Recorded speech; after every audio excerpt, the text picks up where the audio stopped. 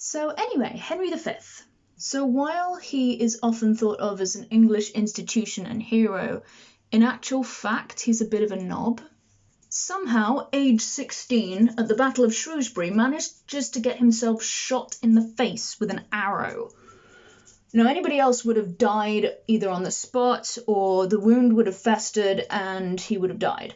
But the physician Bradmore literally fashions a tool so that he can delve into this guy's face and extract all the pieces of arrow so that the young prince lives.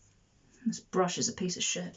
You might have thought that this would give a young prince pause, make him even slightly happy that he's even alive, satisfy him just a little bit.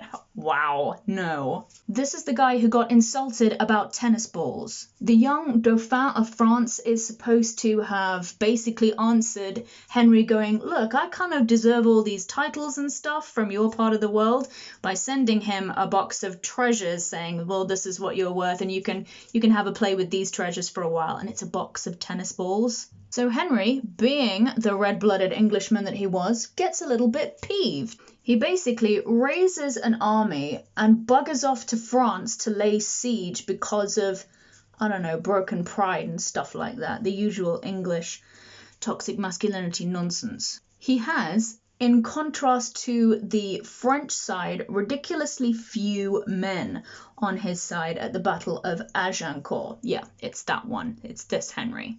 Considering he had something ridiculous like 1/5 of the men that the French had, he actually lives and wins. They actually win the Battle of Agincourt with 1/5 of the men. I think I need even darker. The hell is that? Anyway, you'd think that this might actually satisfy, like literally defying all the odds and everything and actually surviving, but no, it's the will of God that he survived, so wow, that wouldn't be a thing. He makes the King of France basically give him his daughter as a kind of, well, he marries her, she becomes Queen of England, but it's basically a kind of thing as, I won't sack your places too much as long as I can top your daughter. But in my mind, the worst thing that he did was Rouen. Have you heard of the Siege of Rouen? It's awful. So Henry turns up at this fortified place called Rouen in France. When the city refuses to surrender, he basically decides to starve them all out. After a little while, some of the peasant people are actually sent out of the city because, of course, the supplies that they have in the city is no longer enough for everyone. So they get sent out, but Henry will not let them leave.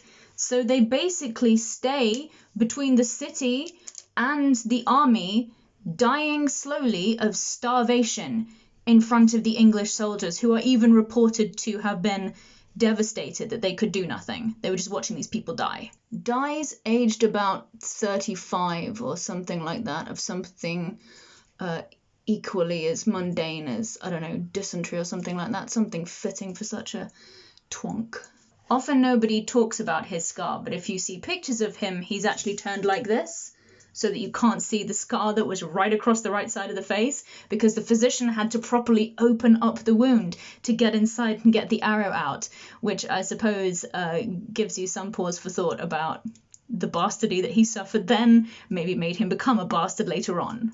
Doesn't even see his wife for like most of their marriage, but somehow still manages to produce an heir. Can never get these colorings as right as I want it. I'm having to do my own makeup because, A, lockdown, and B, budget. Don't ask me out. Ooh, I think my eyebrows need to be a bigger beast still. Yeah, the dynasty lives on, as it were. Christ, that stuff is strong. Oh, mate. Jesus. I suppose it gave me enough tears to at least get rid of any residual femme makeup I was wearing this morning. So yeah, he would have had shortened hair, possibly as of the most famous picture of him in profile, so that you can't see his scar. I don't do that because instead I wear a cowl, because when he comes in, or rather when he's sitting in the bar that he hasn't been in for a while, he doesn't want to be seen, he doesn't want to be noticed. Is that equal? That doesn't look 100% equal to me. So yeah, he's often heralded as one of these dudes that is for God, Harry, and St. George. But I mean, as you can tell, he's far from lily white. In fact, I'd say he was pretty damn psychopathic.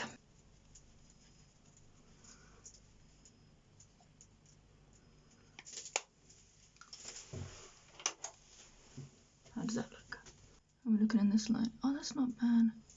How does Scar act? How does Scar act around bearding anyway? Anyone got any answers? I don't think I do. How does that look? Hold on.